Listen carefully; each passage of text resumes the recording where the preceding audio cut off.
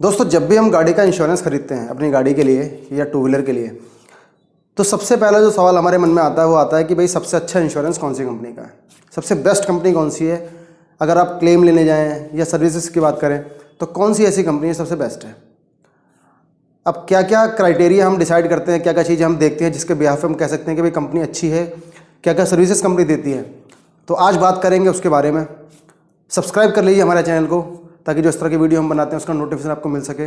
मेरा नाम है जयप्रकाश। तो चलिए शुरू करते हैं आज का वीडियो।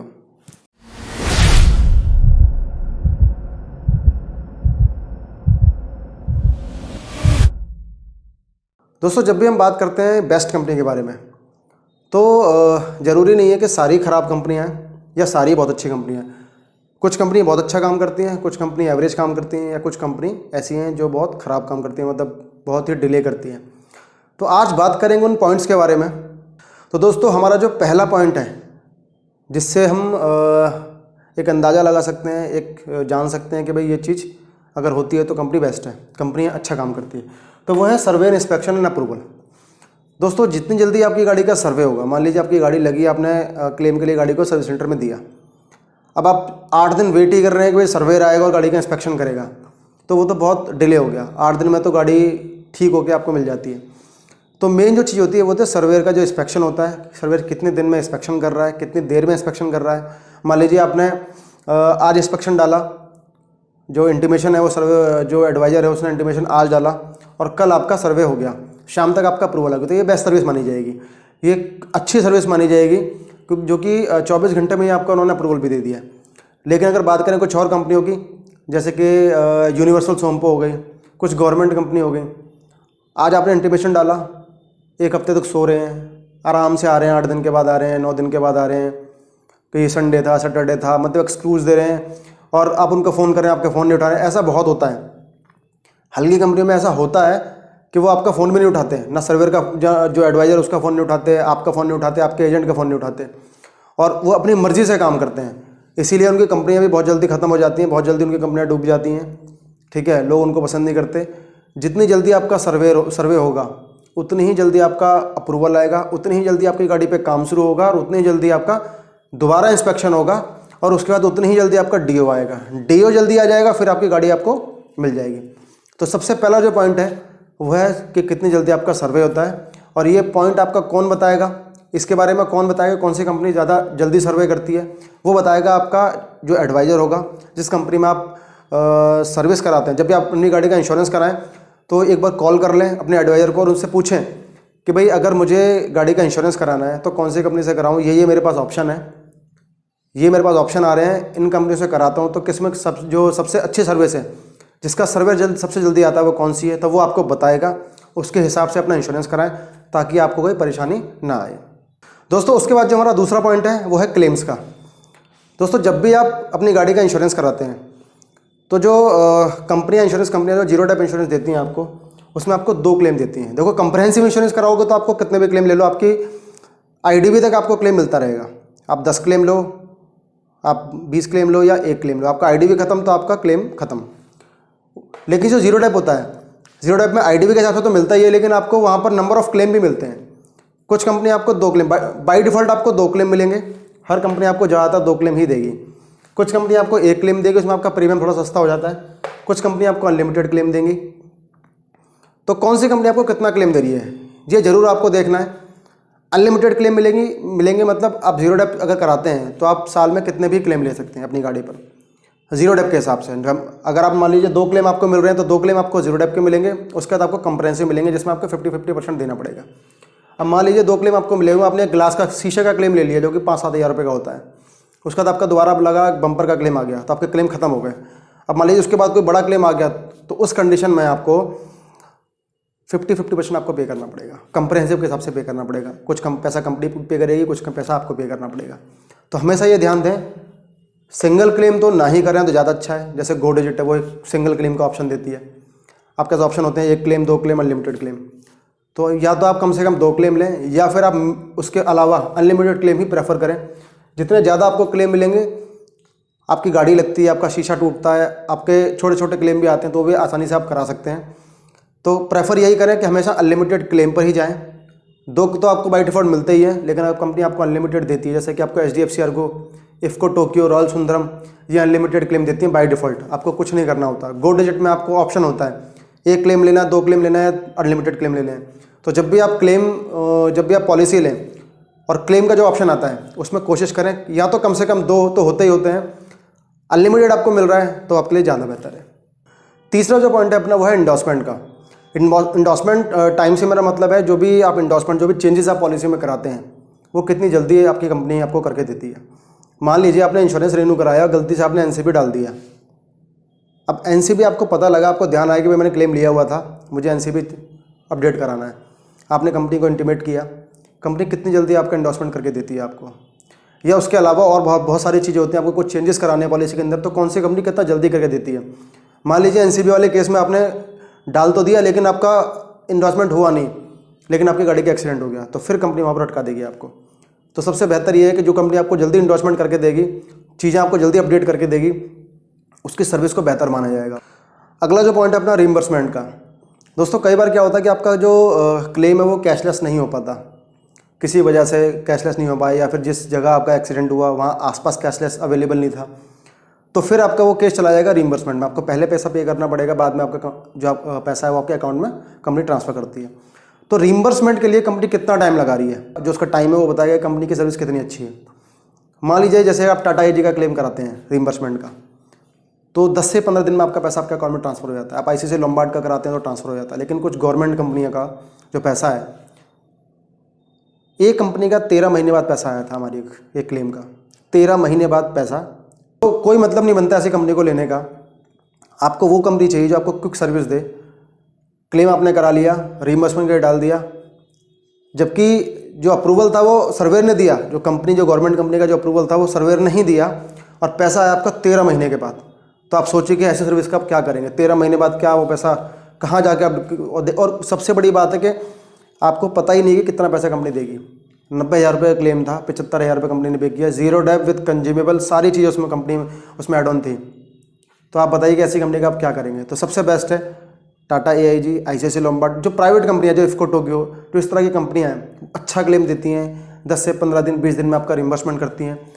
तो ये चीज़ भी आपको एजेंट बता देगा या जो एडवाइज़र है वो बता देगा कि भाई किस कंपनी का पैसा कितनी जल्दी आता है, क्योंकि एडवाइज़र के पास पैसा आता है।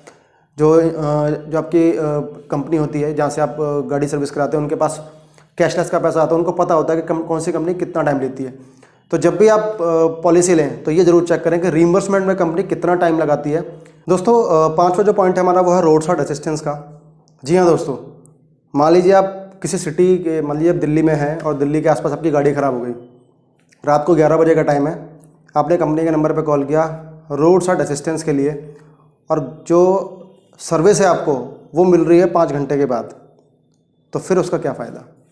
तो हमेशा ऐसी कंपनी से इंश्योरेंस कराएं जहाँ पर आपको रोड साइड सर्विस आपको क्विक मिले। आपकी गाड़ी में पेट्रोल ख़त्म हो जाए, आपकी गाड़ी ख़राब हो जाए, आपकी गाड़ी पंचर हो जाए, तो उस टाइम पर आपको क्विक सर्विस मिले, एकदम से बहुत तेज़ी से आपको सर्विस मिले। प्राइवेट कंपनी आपको बड़ी तेज़ी से आपको सर्विस देती हैं, गवर्नमेंट कंपनियाँ तो वैसे और ऐसे देती भी नहीं है, लेकिन जो देती भी है एक आध, उनकी सर्विस बड़ी डेली है। तो वो कंपनी आपको चूज़ करनी है। जैसे कि मान लीजिए वही दोबारा से मैं आपको बताऊंगा, Tata AG, ICICI Lombard, IFFCO Tokyo, royal Sundaram, तो जिनका RS अच्छा है, जिनकी रोड साइड असिस्टेंस की सर्विस अच्छी है, तो वो आपको क्विक सर्विस देंगे। आपको फटाफट इनका एक तो कस्टमर केयर नंबर मिलेगा, नंबर से मिलते ही आपको रिस्पॉन्स बहुत जल्दी देंगे। मान लीजिए आपकी बात होगी, उसके बाद वो जल्दी जल्दी आपको अपडेट करेंगे कि भाई आपकी जो गाड़ी टो करने के लिए आ रही है, या फिर जो उन्होंने किसी और को भेजा है तो वो कितना टाइम लगा रहे हैं, कहाँ पर पहुँचे हैं, तो वो चीज़ें आपको अपडेट करते रहते हैं। तो किस कंपनी की RS सर्विस क्विक है, तो ये भी बताएगा कि कंपनी कैसी है, कंपनी की सर्विस कैसी है। तो RS के जब भी आप लेते हैं पॉलिसी, तो अपने एजेंट से ज़रूर बात करें और रोड साइड असिस्टेंस के बारे में बात करें कि भाई कौन सी कंपनी कितना क्विक सर्विस आपको प्रोवाइड करती है। उसका दोस्तों बात करते हैं सालवेयर चार्जेस की। दोस्तों जब भी आप अपनी गाड़ी का क्लेम कराते हैं और उसमें जो भी मेटल पार्ट या जो बॉडी के जो पार्ट चेंज होते हैं, कंपनियां उसका 5% से लेके 8% तक का चार्जेस काटती हैं सालवेज के लिए। सालवेज चार्जेस वो चार्जेस होते हैं जो कि आपका जो गाड़ी से सामान निकला होता है, उस सामान को डिस्ट्रॉय करने के लिए, उस सामान को बेचने के लिए कंपनी आपसे वो पैसा चार्ज करती हैं। मतलब आपके सामान को सिर्फ उठा के वो कहीं और किसी को बेच देंगी, बल्कि वहाँ से उसको पैसा भी मिलेगा कबाड़े का, लेकिन उस कबाड़े का भी वो उठाने का आपसे वो पैसा चार्ज करती हैं, तो उसको बोलते हैं साल्वेज चार्जेस। कंपनियां 5% से लेकर 8% तक चार्ज करती हैं। टाटा AIG आपका 0 चार्ज करती है। ICICI लोम्बार्ड आपका 5% चार्ज करती है। लिबर्टी आपका 5% चार्ज करती है। रिलायंस आपका 8% तक चार्ज करती है। मतलब अगर आपका क्लेम 5 लाख रुपए का क्लेम है, जिसमें कि 4 लाख रुपए का आपका पार्ट चेंज हुआ है, तो लगभग 32,000 रुपये आपका चार्ज करेगी रिलायंस, आपका 20,000 रुपये चार्ज करेगी ICICI लोम्बार्ड, और आपका 0 चार्ज करेगी टाटा AIG। तो जब भी आप पॉलिसी लें तो साल्वेज चार्जेस का जरूर पता करें, क्योंकि जब क्लेम बड़ा होता है ना, तब आपको साल्वेज चार्जेस पता लगते हैं, क्योंकि ना तो एजेंट आपको बताएगा, ना इंश्योरेंस कंपनी आपको बताएगी शुरुआत में, लेकिन जब आपका क्लेम आएगा तब आपको पता लगेगा कि आपके साल्वेज चार्जेस भी आपके लगने हैं उसके अंदर।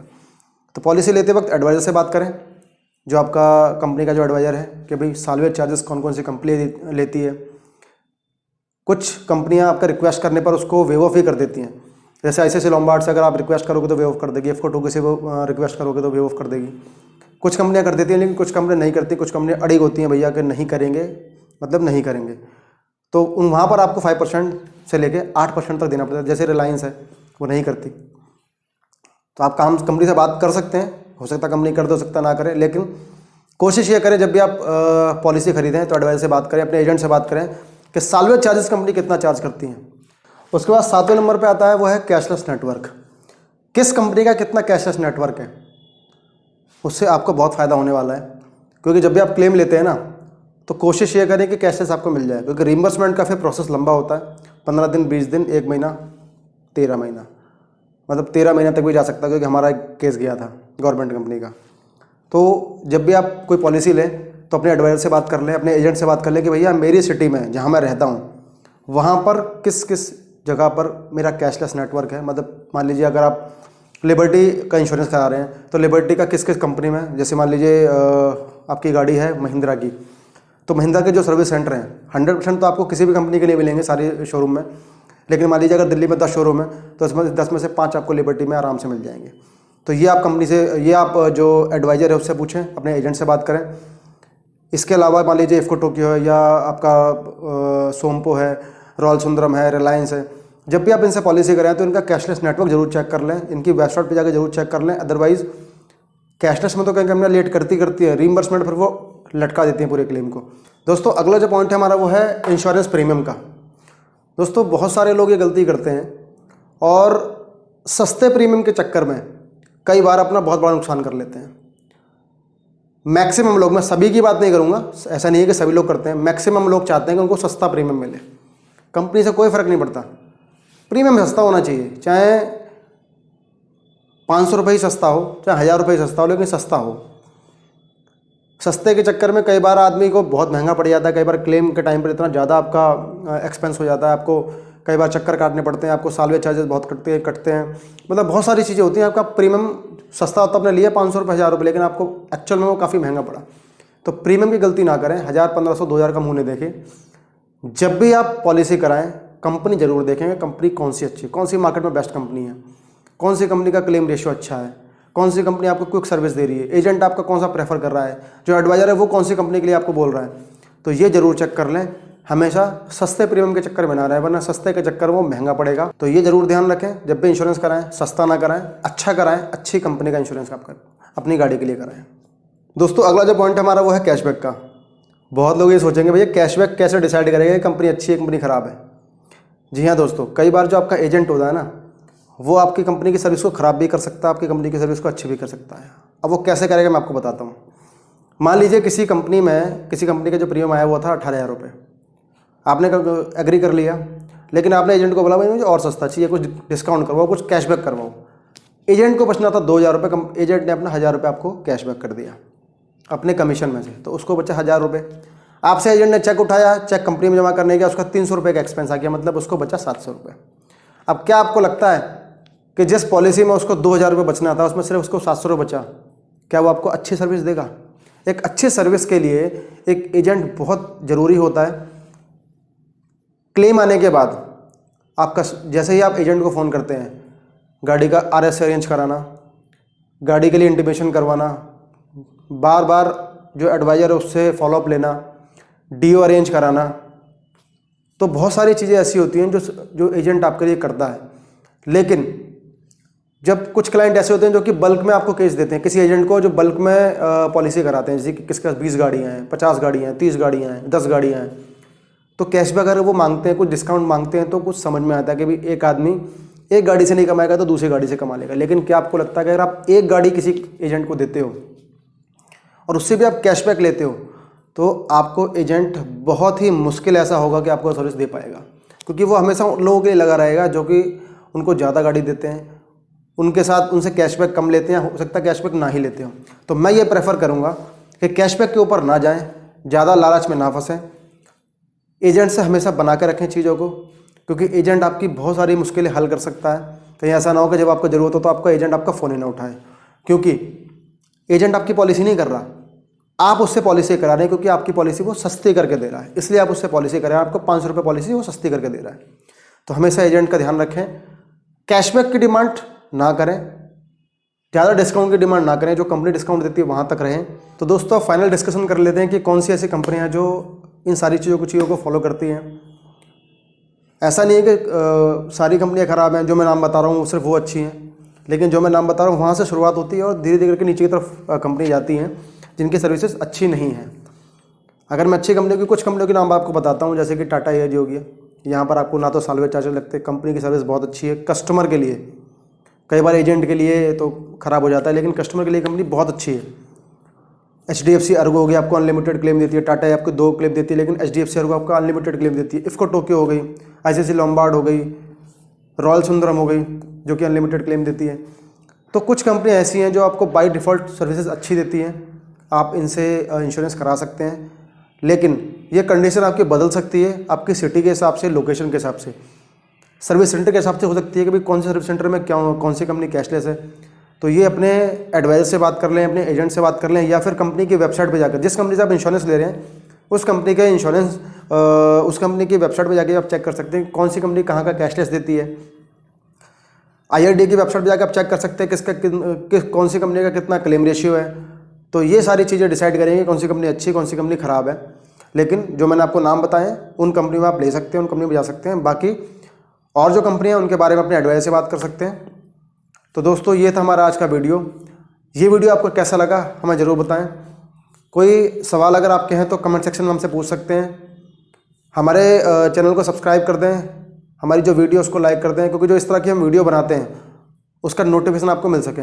और अगर आपको हमारा वीडियो पसंद आता है तो हमारे वीडियो को अपने सर्कल में, अपने दोस्तों में शेयर भी कर सकते हैं। धन्यवाद।